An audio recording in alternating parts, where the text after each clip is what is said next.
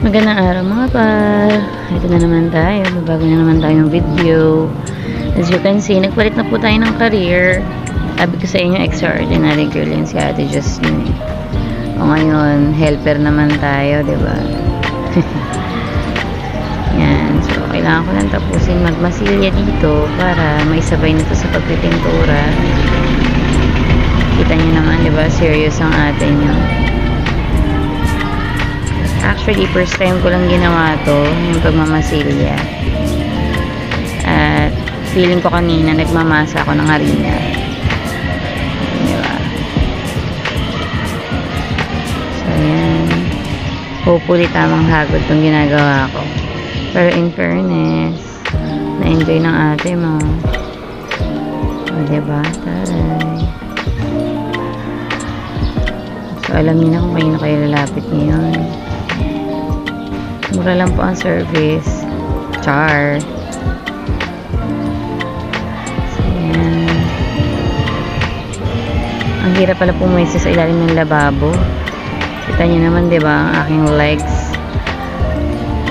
Napakahirap tumupi. Kasi pagka nagkamali ako ng upo, umpog ang lola mo. Taray. Kala mo talaga, professional ang lola mo. Hala, sige pahid. Pero sa totoo lang, dito ako sa part na to medyo nahirapan kasi yung pader dito talagang may mga bako-bako siya. May malalaking ulbok. Kaya kung hindi naka-timelapse to ay kita nyo gaano ko katagal yan pinahit-pahiran yung side na yan. O, diba? Malamang ang video na to ay aabot ng 1 oras. Pero hindi naman, parang 30 minutes ko lang tinirada tong yung kabuuan na yan.